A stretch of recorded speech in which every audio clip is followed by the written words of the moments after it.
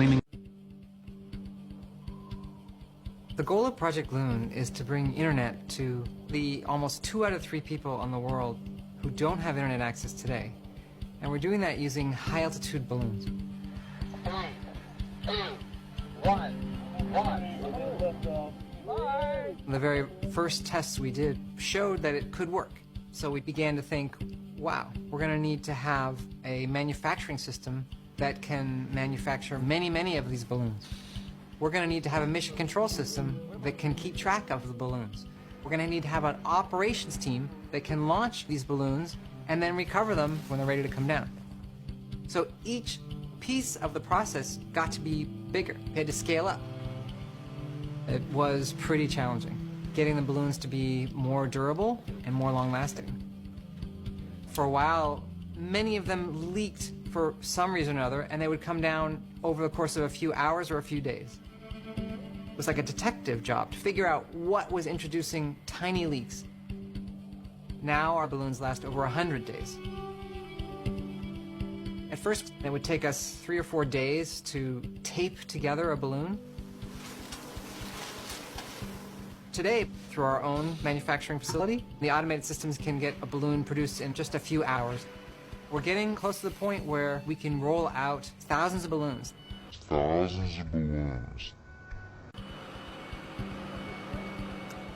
In the beginning, it was all we could do to launch 1 balloon a day. Now with our automated crane system, we can launch dozens of balloons a day for every crane we have. To steer 1 balloon, left or right, you actually go up or down. And that's because in the stratosphere, the wind goes slightly different direction at a different altitude.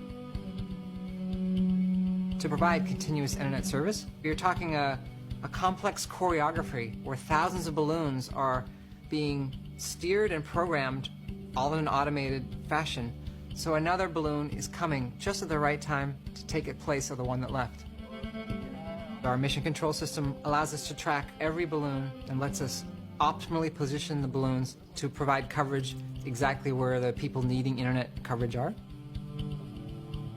We can track the location and projected trajectory of every balloon from the moment we launch it, on the way up till it reaches altitude, from the time we decide it's ready to bring it down, all the way down the descent till a spot on the ground.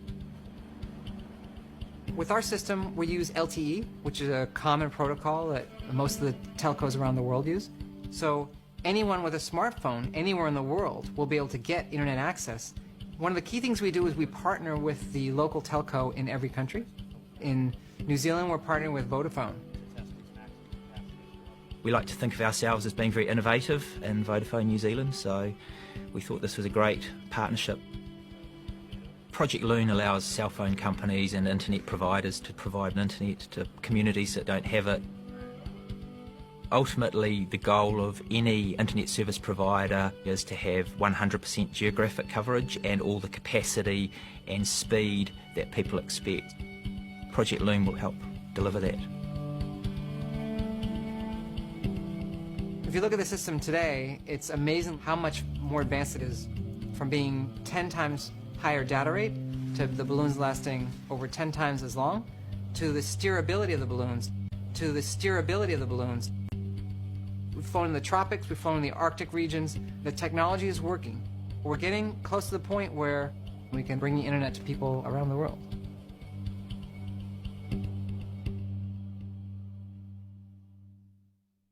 And people will swear this is satellite internet. Sure it is. Now, I'm going to do a little bit more reading, and this all comes from Globalcom's satphone.com. You'd think that satellite phones would make sense and would be easy to use, but let's read a couple of their terms and conditions. First one talking about data transmission use and dropped calls, and due to the technical nature of data setups and the inherent sophistication of data transmission through a variety of operating systems, Globalcom makes no representation as to the success of data calls through our system, along with the potential incorrect use. The Iridium system is a low Earth orbiting satellite constellation, has inherent flaws and anomalies that can create dropped calls of either voice or data nature.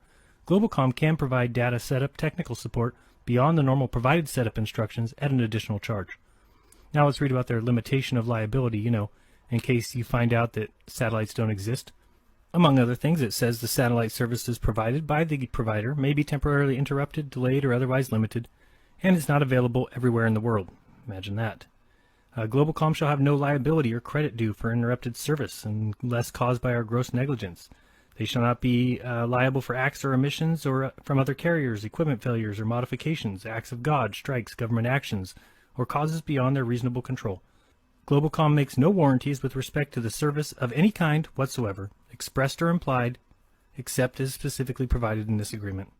So then I was thinking, at least they get great internet service, right? So I looked that up, and it says, will I have access to the internet? Yes, of course you'll have access to the internet. And it says, what is the rate of the data speed? Very slow, 2500 baud, slower than dial-up. Go satellite phones. This is where I think every one of these guys needs to go. All these liars and scammers. You'll see here in the Dish Network agreement that you are required to return all such leased equipment in good operating condition within 30 days of disconnection of your service.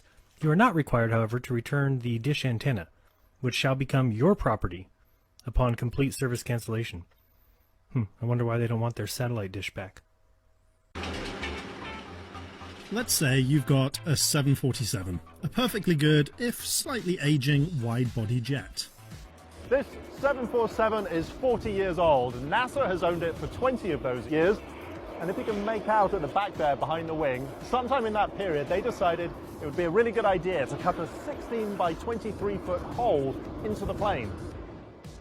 It's not just any old hole in the fuselage, it's for this.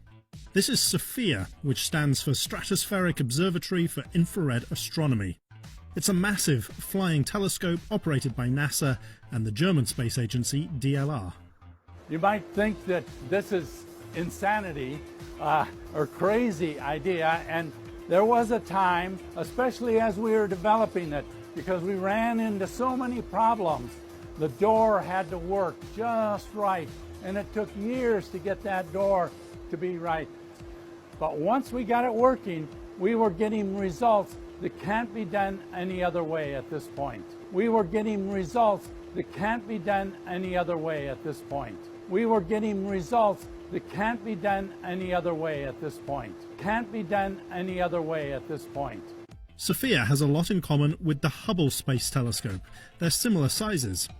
But where Hubble concentrates on visible and ultraviolet light, which scientists use to make incredible full-colour images, SOFIA looks primarily at infrared light, which means it can be used to study things like the clouds of gas that will give birth to new stars. To get the best observations, the plane flies into the stratosphere and then opens its massive door so that the telescope can peer into space. We climbed on board to have a look around with Eric Becklin, SOFIA's chief scientist. So we're inside a 747, and you don't really, when you get on as a passenger, you don't appreciate the full height of the plane, and you're making full use of the full cylinder here. It is huge. There are only 30 telescopes that are larger than SOFIA, but we're flying in an aircraft. It's versatile too. New equipment can be fitted to make different kinds of observations. Different kinds of observations. The telescope is a marvel of engineering, with gyroscopes and precision bearings keeping it locked on its target even through turbulence.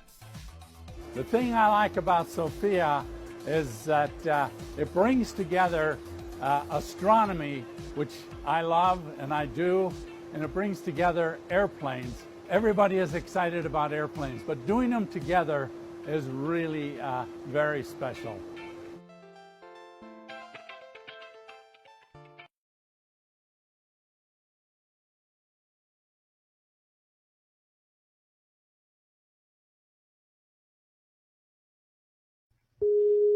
Thank you for calling NASA Goddard Space Flight Center, located on Greenbelt Road in Greenbelt, Maryland, 20771. Please select one of the following. For directions to the center, press 1. For departmental directory, press 2. For NASA employee directory, press 3. Spell the last and first name, then press pound. For Q, press 7. For Z, press 9. For help, press 0. So they're asking me to spell the last name. Let's spell.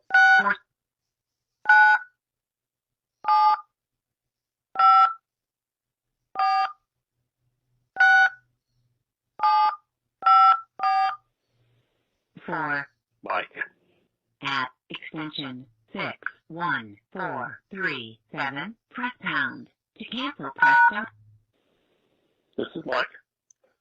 Mike, Miss Linsky? Yes. Mr.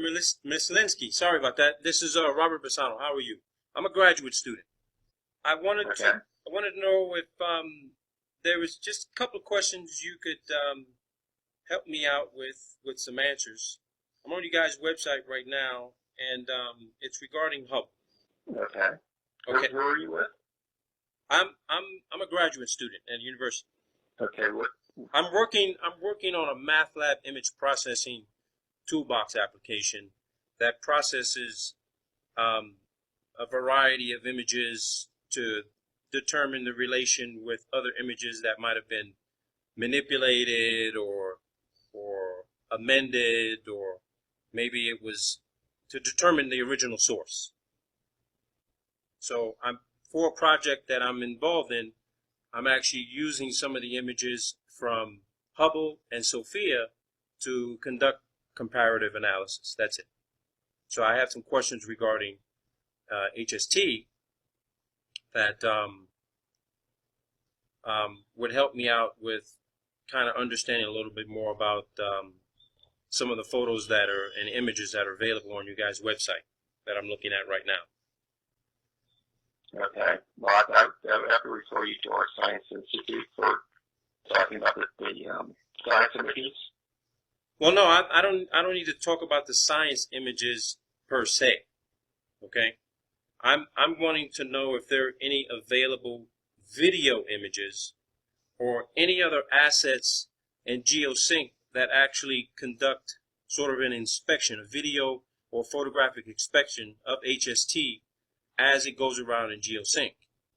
Because I'm looking at all the videos you guys have online on NASA's website, and all the videos that I've seen, they're all CGI and computer-generated, illustrations and other type of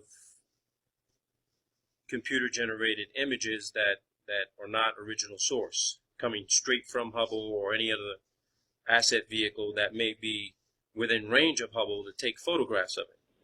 Okay, but again, I would have to refer you to our Science Institute.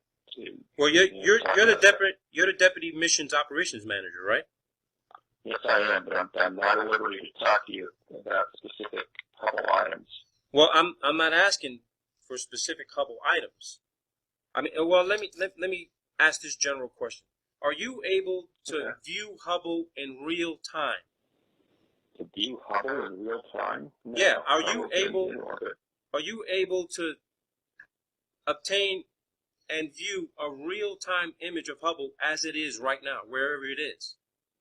No, we can't do that. Or is there any other vehicle that can view Hubble in operation? Not that I'm aware of. Can I ask you how long you've been working on the team with the HST team? I've been with HST over 25 years. Now, have there been any real-time video, high-definition video images of Hubble at 330 miles or so? Not that I'm aware of.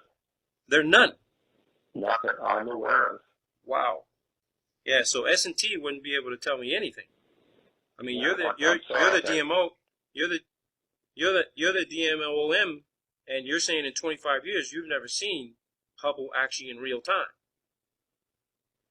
Well, we certainly had servicing missions. Well, yeah, you've had servicing missions, but you're not able to see what's going on with Hubble from the ground in real time. We do not have optical tracking of Hubble from the ground. That's true. Okay, so you don't have optical tracking of Hubble from the ground? No, we don't. Wow. So if let's just say if I use my Celestron, there's no way for me to actually get a real-time visual of Hubble as it, say, was passing over Virginia. You might be able to, track the sunlight that went off of it. Well, wait. I'll be able to track what? sunlight reflecting off of it. But operationally, we did not look at the vehicle, from the ground. We use radio signals that transmit engineering data from the vehicle to us, but we do not look at it physically. Okay, when STS missions or any other mission goes up to service Hubble, well, I mean, the last time Hubble was serviced was the last shuttle mission, right? Well, not the last shuttle mission, but, we were last serviced in 2008. Now, so the last servicing mission was in 2008, and from the research I did, I think they put up the WFPC-3 camera, right? That was the last camera installed. Right. Okay. So when they service, what altitude is Hubble at when STS goes up to service it? I mean, does it drop down to an altitude where STS, can get within range of it? Or does STS go up to that altitude? The space shuttle goes up to that altitude. I'm just trying to wrap my head around this, because ISS is somewhere around 230, 240. Hubble's supposed to be almost 100 miles above ISS. But I've never seen any video from servicing where any STS mission has gone that far out above ISS. I mean, I know we have geosync out there, way above that, but I've never seen that. That's what I'm trying to look for. I'm trying to find video in NASA's archive where they actually show the mission with them approaching and doing the orbits to, gain altitude to get to Hubble. Or is there there's no other video available of that? They would actually show it from outside of the space shuttle. You talking about something watching the space shuttle? Yeah, just showing STS actually getting ready to approach Hubble to capture it so it can be serviced. No, I know no video showing that. I'm still trying to figure out the math on how much fuel. Was there more than 93 or 95% fuel required to get 25,000-pound telescope up in geosync? Are you talking about the fuel on the space shuttle? Yeah, I mean when HST launched, they actually took us to the highest altitude possible that they could achieve. And what was that? With the space shuttle. Pardon? What was that? What was that altitude? Oh, I'd have to look that up. I don't know that number offhand. Because I looked at about a dozen videos with telemetry data, and I always see STS separate from the main fuel tank at around 340, 350,000 feet, and then it continues on, accelerating and gaining velocity, so it could get at terminal velocity of around 17,000. But then from there, I've never seen any other footage where STS is gone higher than ISS. Well, it's certainly, like you said, we're about 100 miles above ISS. Yeah, it's about 100. Now, let me. The one critical question I want to ask is this: are you familiar with the Federation Aeronautique Internationale database, the FAI.org? No, I'm not. Okay. No, I'm not. Well, I am, and NASA is actually a member of FAI. Every single, I wouldn't say every single STS mission, but I'd say about 2/3 of the STS missions, specifically the servicing missions for HST, are in this database. It's FAI.org. Federation Aeronautique Internationale. When I put in the data for STS-31 on April 24th, 1990, nothing comes up. So I decided to use some other search query factors. I put in the crew members' names. Nothing comes up. I put in the STS mission number. Nothing comes up. So then I decided, okay, this falls under another category, and they have a list of category that describe, one or more astronauts traveling to a celestial body, one or more astronauts, the amount of time they spent in space, so on and so forth, durations. So I decided to click on the selection that says greatest mass lifted to greatest altitude. Okay? So I automatically and logically assumed that, STS was one of the greatest mass, if not the greatest mass lifted to greatest altitude of 330 miles. And there's nothing in the database. So over a period of 4 months, I kept checking the database. And FAI actually they shut down the website and then updated their database. And I'm not sure if this was direct, but I had sent them an email saying, I'm looking for this particular mission on this particular date. Here goes the data. Is there a possibility that you have a problem updating your database? Could you please let me know or correct this? So a few days later, the website went down and it came back up. So I went searching for the data again. Now, I'm making a weekly habit of doing this. Checking, because maybe it's just some sort of database entry error that's common in just about every single local, national, international database with that type of error that may occur where maybe I'm not using the right search criteria. So I sent FAI.org an email asking them, could you please let me know if I'm not looking at this the right way? Could you locate this information in your database? They sent me back an email telling me, no, this was not registered in our database. No one filed an application for this to be put into the record book. So the conclusion I'm coming to is this.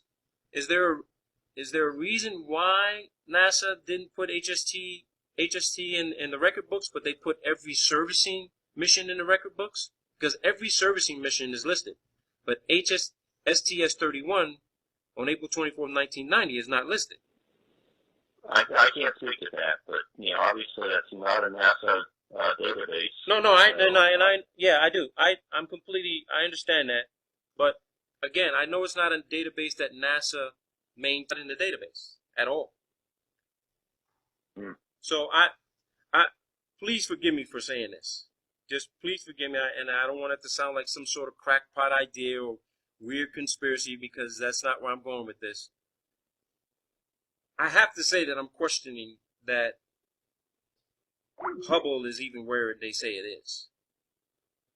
Because why wouldn't a $1.5 billion telescope, which is being used by every university around the world and every scientist who's involved in any kind of astrophysics, astrodynamics, just space exploration period, if we're getting these images from Hubble and SOFIA, which is a 747 special purpose, with the same exact technical specifications when it comes to the telescope, SOFIA is taking the same exact pictures of Hubble. And that's where the disparity in image analysis comes in, because I have a half a dozen photos I took off from NASA's website for Hubble and SOFIA, and when I ran them through MATLAB's image processing toolbox for comparative analysis, those images came from the same source. And it wasn't at 330 miles above the surface of the Earth. So that's interesting. That's where I'm trying to understand. I'm mostly into IT, sir. That's what I do. I'm into information technology, security engineering, and database management. And I know NASA has a massive database. You guys got over a dozen supercomputers all around the country, all around the world, that need to be managed just about by any and everybody. And their tasks are solely to keep the systems up to date and make sure they're operating efficiently and effectively, so that you can be able to go to your computer terminal and type up a query, and that information comes up literally in a nanosecond. That's how readily available it is. So my problem right now is that it makes no sense to me and why STS-31 is not in the database. and you confirm that you've worked for them for 25 years, and nobody sitting at Goddard who's on the Hubble team has ever seen Hubble in real time conducting any operations on the ground that could have been shot from another satellite asset with a high-definition camera and imaging to take a picture of Hubble. Why would you expect anybody to do that? Well, I'm going to explain to you why. Because I used to be in the military, intelligence, surveillance, and reconnaissance.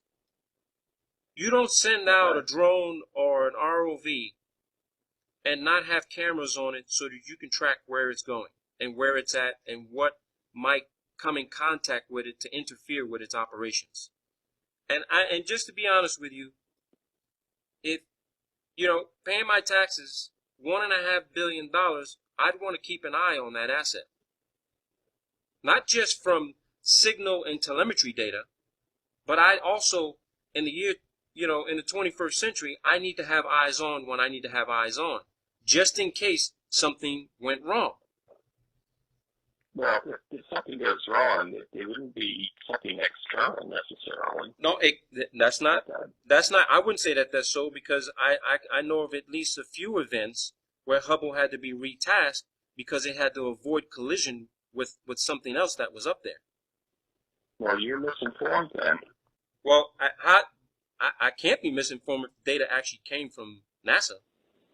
Could you point me to where it says that Hubble was actually retasked because of some external, I'll call it a threat, or external, object? No, I mean, it had to be flipped around. It had to be maneuvered to go to either go to a higher altitude or change its trajectory because there was something up there that might have collided with another satellite from another country. Well, you are sadly misinformed then.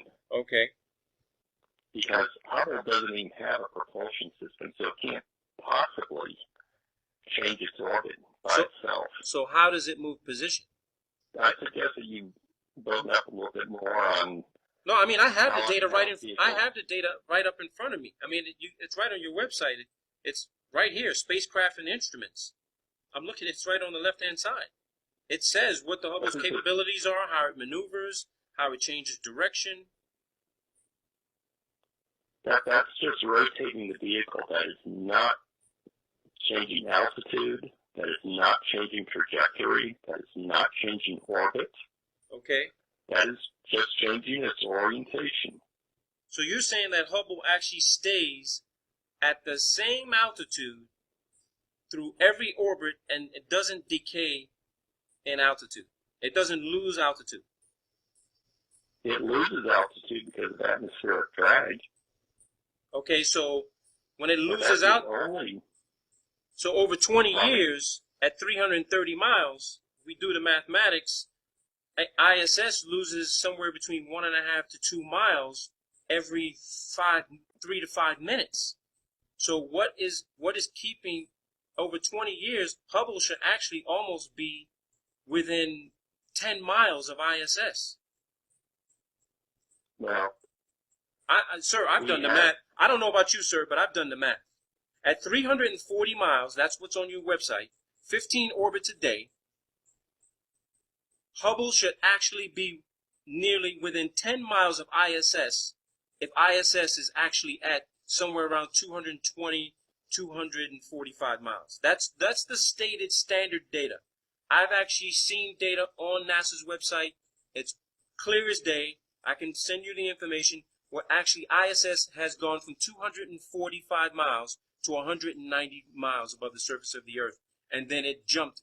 And then they fired whatever thrusters or whatever to put it back up into its normal geosync orbit at low Earth altitude elliptical orbit. So if you're saying, I'm not disagreeing. Yes, Hubble is losing altitude. But if that's the case and there's nothing to propel it back up to its original operating altitude of 340 miles, over a 20-year period, Hubble should be, this year, within 10 to 20 miles of the ISS. Well, Visual line of sight, no optical are you familiar assessment with or adjustment. mechanics? I'm sorry? Are you familiar with orbital mechanics? Yes, sir, I am. Are you familiar with atmospheric drag? Yes, sir, I am. I know that Are you Hubble, familiar I know the with solar ISS. cycle? I'm sorry, sir? Are you familiar with the solar cycle Yes, sir, I am. and its effect on the atmosphere? Yes, sir, I am. I've been doing nothing Okay. but studying that for 3 years. Okay, so obviously, during solar minimums, the atmosphere contracts and there's very, very little drag at Hubble's altitude. So your 2 miles per year is a very gross oversimplification. No, I didn't say 2 miles per year. ISS is 100 yards long, 50 yards wide, give or take.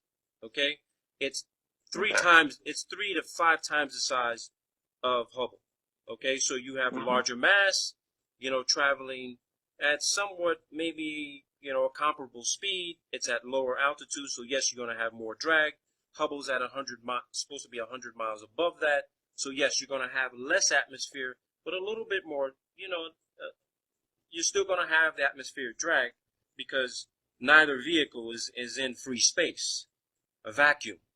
Right. Neither vehicle. And also, the Hubble orbit was raised during the servicing on 2 of the servicing missions. Yeah. You're right. You're right. I agree with you on that because I looked at the servicing missions, and it seems as though each servicing mission, Hubble dropped down based on its 15 orbits a day.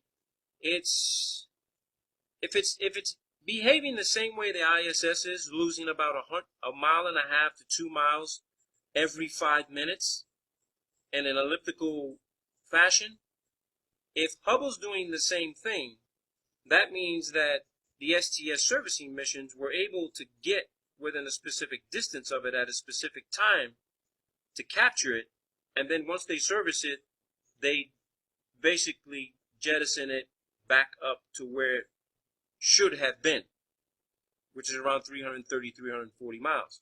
But then after 2008, the last servicing mission, we're looking at 8 years. So again, you factor in from 2008 to now, within this year, Hubble's going to be within 10 to 20 miles of ISS. That's the mathematics that you and I've learned. Give or take. I don't have a supercomputer, so I can't do the exact numbers, but the rough calculations tell me that Hubble could be within visual eyesight view without a telescope, without binoculars. You'd be able to have literally line of sight. Well, I do not know what the ISS current altitude is. Right now, the ISS is at, according to this data, it says the ISS is at 251.77 miles, 76. It's dropping right now. And its velocity is 17,166 miles. Longitude 153.883, actually 154. Latitude is 39.517. That's where ISS is right now. Of course, they don't have there's no similar database online to do the same thing for Hubble. And that's understandable. But but there is. Is there a website for same as ISS? Well, I don't know what you're using for ISS. Well, I'm using ISS Tracker. Well, there's plenty of satellite tracking apps that have a large database. I have about 20 of them in my repertoire that I can check.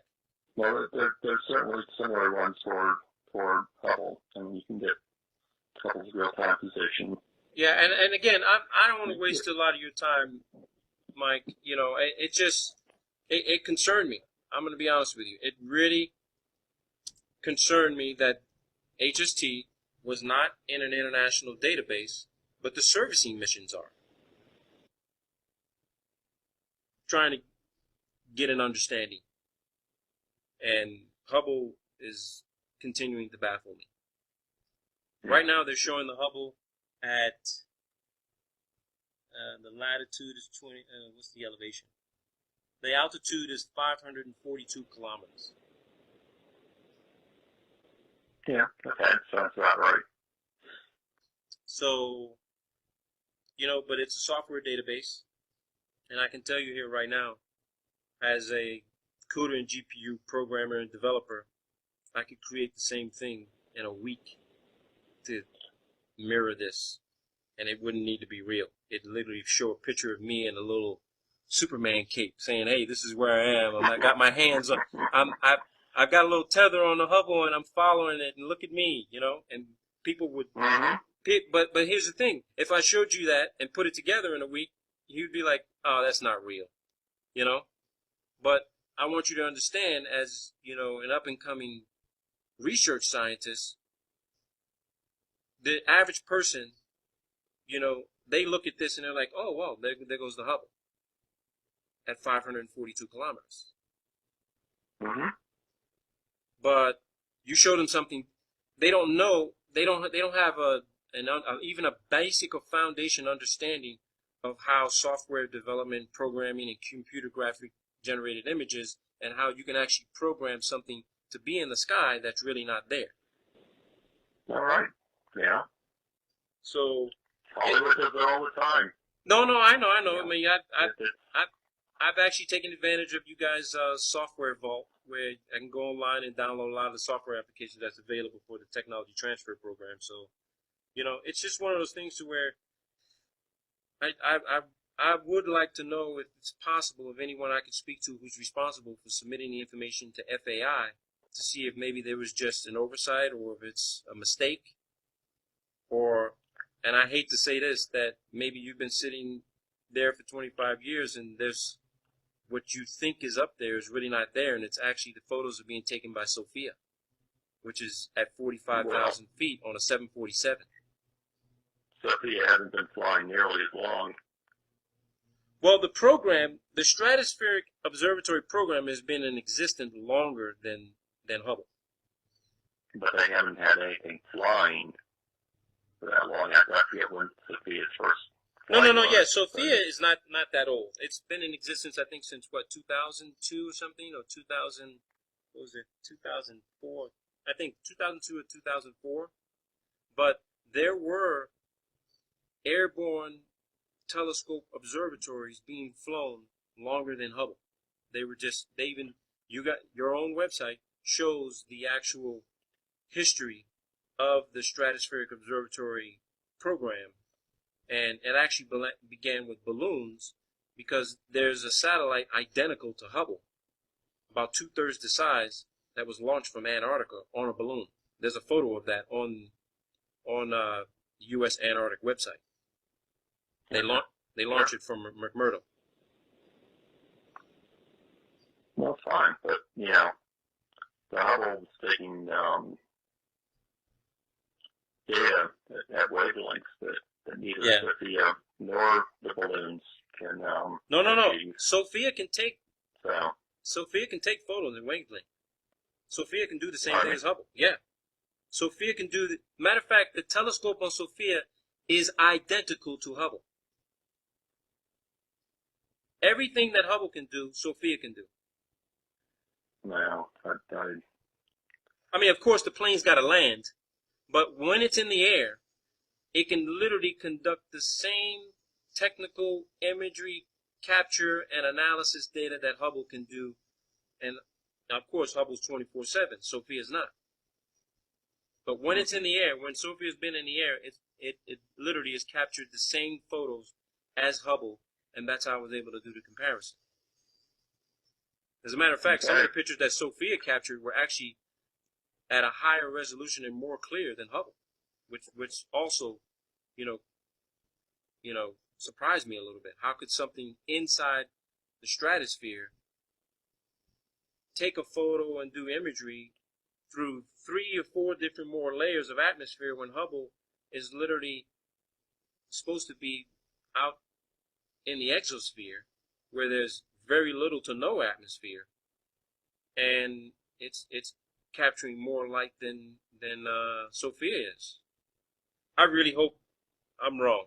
I really do. I hope I'm wrong about Hubble, because I wouldn't want to be sitting next to you one day and you'd be really, really, really angry to find out that Hubble may not be there. Well, it'd be quite a... I know it would be shocking, but it would be shocking, but it just... I've already contacted FAI and I spoke to them, and they said it's not in their database, and they checked.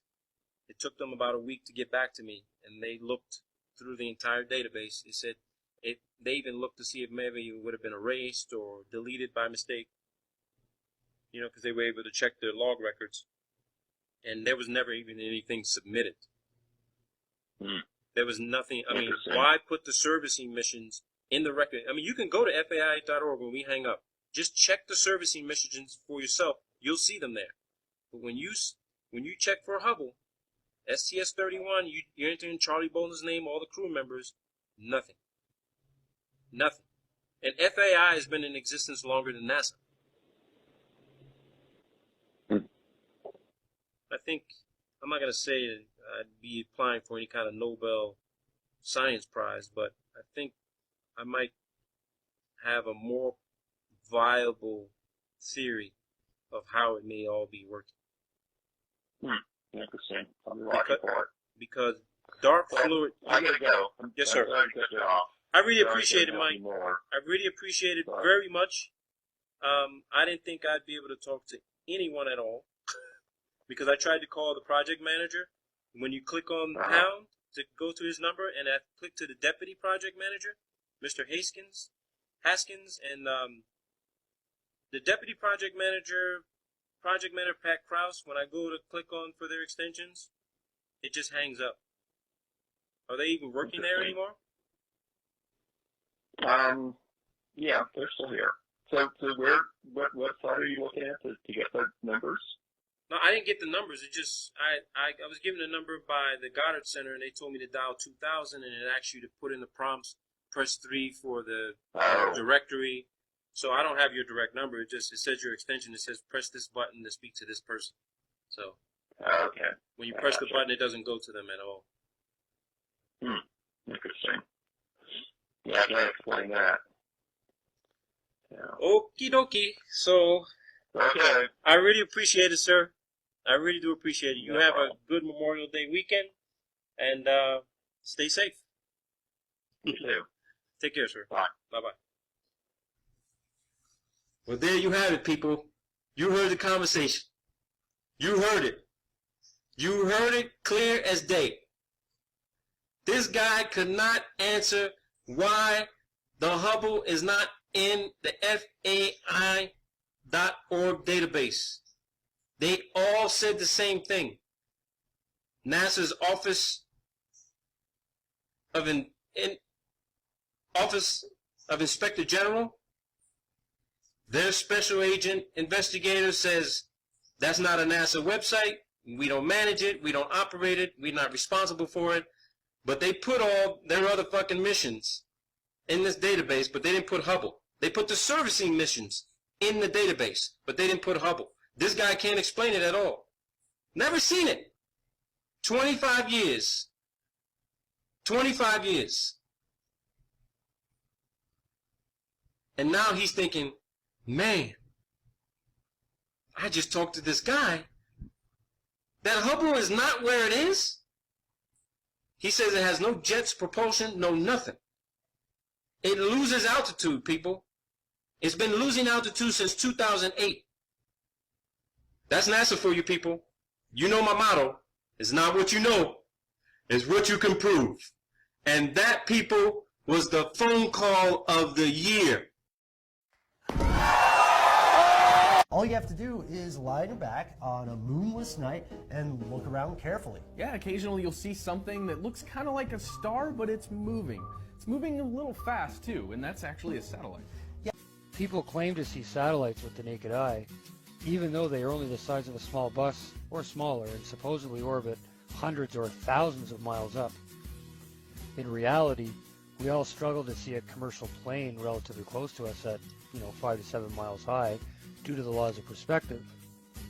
We simply cannot see something that small from that far away. Now let's have a look at some low Earth orbiting objects such as the International Space Station, or ISS for short.